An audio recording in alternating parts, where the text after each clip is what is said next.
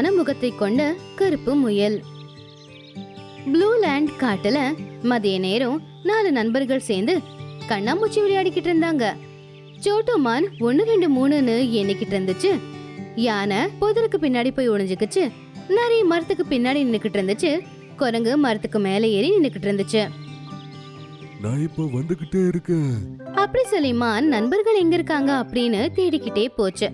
அப்பதான் அதுக்கு முன்னாடி கருப்பா இருக்கிற ஒரு முயல் வந்து நின்னுச்சு. மான் அந்த முயலை பார்த்த உடனே முயல் சத்தமா பேச ஆரம்பிச்சது. அட, நீ என்ன ஏன் பார்த்த? எதுக்காக பார்த்த? என்ன அட பார்த்தா இப்போ என்ன ஆச்சு? நீ என்ன தாஜ்மஹாலா? உன்னை பார்க்கணும்னா டிக்கெட் வாங்கணுமா? ஒளிஞ்சுக்கிட்டு இருந்த மத்த நண்பர்களும் அந்த முயலை பார்த்தாங்க. அப்போ மோட்டு குரங்கு நின்னுக்கிட்டு இருந்த அந்த மரத்தோட கிளை கீழே விழுந்துச்சு. அது நரி மேலேயே விழுந்துருச்சு. ஐயோ, நான் செத்துட்டேன். யானை புதருக்கு பின்னாடி நின்னுக்கிட்டு இருந்துச்சு. அப்போ அங்க ஒரு எலி வந்துச்சு. அது யானையோட வாலை கடிச்சிருச்சு. அப்படி யானை கத்திக்கிட்டு அங்கிருந்து ஓடும்போது ஒரு மரத்துல மோதிடுச்சு. மரத்துல மோதினதுனால அது மேல இருந்த ஒரு குருவியோட கூடு நேர சோட்டு மேல விழுந்துருச்சு. காப்பாத்துங்க.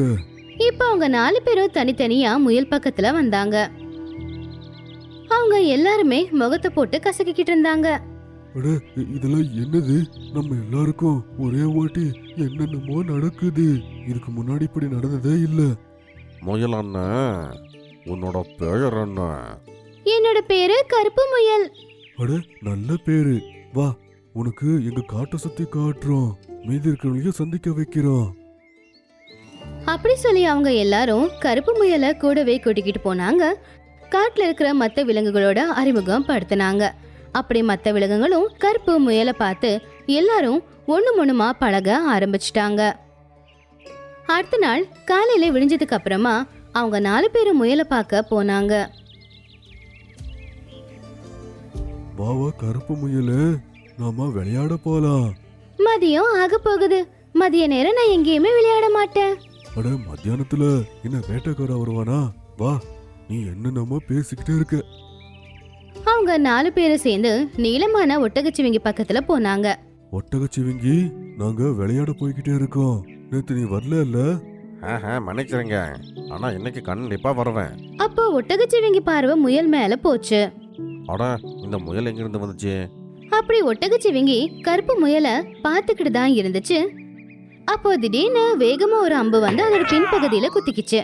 ஐயோ கடவுளே! பாவம் ஒட்டகச்சிவிங்கி வலி தாங்க முடியாம அங்கிருந்து ஓட ஆரம்பிச்சுது. இந்த மாதிரி கருப்பு முயல் யார் பக்கத்துல போனாலும் அவங்களுக்கு ஏதாவது ஒண்ணு நடந்துக்கிட்டு தான் இருந்துச்சு.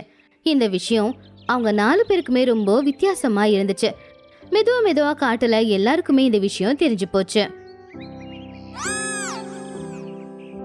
அன்னைக்கு சாயந்தரம் சிங்கராஜா கருப்பு முயலையும் அதோட நண்பர்களையும் சபைக்கு வர சொல்லுச்சு.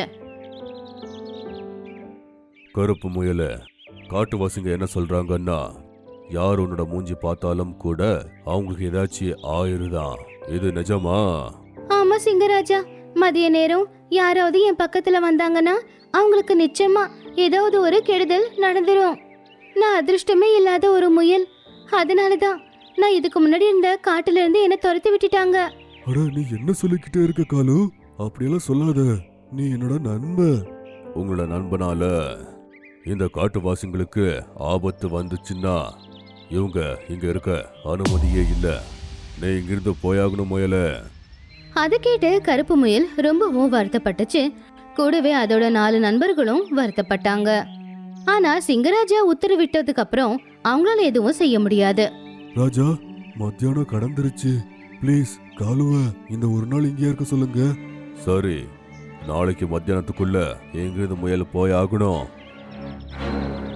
அப்பதான் பக்கத்து காட்டுல வாழ்ந்துகிட்டு இருந்த கோல்டி கழுகு அங்க இருக்கிற பப்பர் கப்பர் ராஜா கிட்ட இப்படி சொல்லிக்கிட்டு இருந்துச்சு. சிங்கராஜா காட்டுல தனியா இருக்கா. அவங்க தம்பி கொஞ்ச நாட்களுக்கு வெளியே போயிருக்கான். அவங்கள கொல்றதுக்கு இதான் சரியான சமயம். அடேங்கப்பா, நீ ஒரு நல்ல செய்தியை கொடுத்துருக்க. நாளைக்கு சிங்கராஜாவை நாம தாக்கலாம். அவனை கொன்னு அந்த இடத்துல நாம ராஜாவா ஆகலாம். அன்னைக்கு ராத்திரி பூரா 4 நண்பர்களும் கருப்பு முயல் கூடவே உட்காந்து பேசிக்கிட்டு இருந்தாங்க. காலையில சூரியன் வந்த உடனேயே சிங்கராஜா கூட சேர்ந்து எல்லா விலங்குகளும் சபைக்கு வந்தாங்க. நண்பர்களே, நான் இங்கிருந்து கிளம்ப வேண்டிய நேரம். நான் என்ன ஆசைப்படுறேன்னா, என்ன மாதிரி அதிர்ஷ்டம் இல்லாத ஒரு முயலை நீங்க இனி பார்க்கவே கூடாது. அப்படியெல்லாம் சொல்லாத நண்பா. கருப்பு முயல, மத்தியானம் ஆயிடுச்சு. எங்களுக்கு ஏதாச்சும் நடக்கிறதுக்கு முன்னாடி இங்கிருந்து நீ போயிடு. கருப்பு முயல் திரும்பி பார்க்காம அங்கிருந்து போய்கிட்டு இருந்துச்சு. ஏன்னா மதிய நேரம் ஆச்சு, அதனால அது திரும்பி பார்க்க விரும்பவும் இல்லை. அப்போ கோல்டி கழுகு, பப்பர், சப்பர் 2 பேருமே முன்னாடி வரத அது பார்த்துச்சு. அட, இந்த 3 பேரு இங்க எதுக்கு வராங்க? சிங்கராஜா, இதான் உன்னோட கடைசி நாள். நாங்க 2 பேர் சேர்ந்து உன்னை கொல்ல போறோம். நீ எங்களை தாக்க முடியாது. உயிர் மேல ஆசை இருந்தா இந்த காட்டை விட்டு ஓடிரு. என்னிலிருந்து இந்த காடு எங்களுடையது. இல்ல, நான் தனியா இருந்தா என்ன? என் காட்டை விட்டு நான் எங்கேயும் போக மாட்டேன். சரி, சண்டை போட தயாராகு. அப்ப அவங்க பார்வை கருப்பு முயல் மேல பட்டுச்சு. அது அவங்க பக்கத்துல தான் வந்துகிட்டு இருந்துச்சு. ஏய் முயலே, எங்க வந்துகிட்டே இருக்க நீ? ராஜாக்கு முதல்ல பலியாக போறியா? போ, பின்னாடி போ. இல்ல, என்னால திரும்ப போக முடியாது. பாத்தியா, இது நம்ம கிட்ட சண்டை போட்டு இந்த காட்டையே காப்பாத்தும் போல. முதல்ல இது கொன்னு சாப்பிட்டு ஆரம்பிக்கலாம். கருப்பு முயல, அங்கிருந்து ஓடிரு. அப்படி 2 ராஜாவும் கருப்பு முயலை கொல்றதுக்கு முன்னாடி வந்துகிட்டு இருந்தாங்க. அப்போ ஒரு பெரிய யானை கூட்டம் அந்த பக்கமா ஓடி வந்துகிட்டு இருந்துச்சு. அட ஓடுங்க ஓடுங்க, வேட்டைக்காரன் வந்துட்டு இருக்கான், வேட்டைக்காரன் வரான். அப்படி சொல்லி எல்லாரும் ரொம்ப வேகமா ஓடி வந்துகிட்டு இருந்தாங்க. அந்த 2 சிங்கங்களையும் கீழே தள்ளி அவங்கள மேல மிதிச்சுட்டு ஓடிட்டாங்க. ஐயோ கடவுளே, அந்த யானைங்க நம்மள மிதிச்சு பிதுங்கிருச்சு. அப்போ மோட்டு கேண்டாமிருகம் மேல ஒரு தேன்பூச்சி வந்து கொட்டிட்டு போச்சு. கடைச்சிருச்சு. அப்போ கேண்டாமிருகம் வலி தாங்க முடியாம அங்கிருந்து ஓடி போச்சு. அந்த ஓடின வேகத்துல 2 சிங்கங்களையும் எப்படி இடிச்சுதுன்னா, அவங்க 2 பேரும் காத்துல பறந்து போய்கிட்டு இருந்தாங்க. அதுக்கப்புறம் நேரா வேட்டைக்காரனுடைய ட்ரக்ல போய் விழுந்துட்டாங்க. அடேங்கப்பா, 2 சிங்கமா? எனக்கு காசு. வேட்டைக்காரன் ட்ரக்ல உக்காந்தா 2 பேரையும் கூட்டிக்கிட்டு அங்கிருந்து போயிட்டான். அப்போ மதிய நேரமும் முடிஞ்சு போச்சு. கருப்பு முயல, இன்னைக்கு உன்னால தான் எங்க உயிர் காப்பாத்தப்பட்டுச்சு. எனக்கு எப்படி உன்கிட்ட நன்றி சொல்றதுன்னு தெரியல. சரி, என்னுடைய முகம் யாருக்கோ நல்லது பண்ணுச்சுல. சரி, நான் கிளம்புறேன். இல்ல, உன்னை எங்கேயும் நாங்க விடவே மாட்டோம். சிங்கராஜா, அவனை நிறுத்துங்க. ஆமா கருப்பு முயல, எங்களை காப்பாத்துனது நீதான். உன்னை நாங்க எங்கேயும் விட மாட்டோம். ஆனா என்னுடைய முகத்தை பாத்தீங்கன்னா உங்க யாருக்காவது ஏதாவது ஆகும், எப்படி தடுப்பீங்க? அதை கேட்டு எல்லாரும் யோசிச்சாங்க.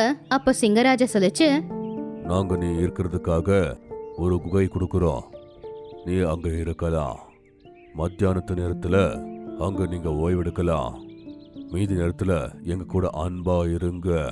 அதை கேட்டு 4 நண்பர்களும் சந்தோஷத்துல குதிச்சாங்க. அவங்க அந்த முயல் தங்கறதுக்காக ஒரு பெரிய குகைய கொடுத்தாங்க. மதிய நேரம் அந்த முயல் குகையிலேயே தங்கும். மிச்ச நேரம் எல்லாம் அதோட நண்பர்கள் கூட சேர்ந்து சந்தோஷமா காட்டுல ஓடி ஆடி விளையாடிக்கிட்டு இருக்கோம்.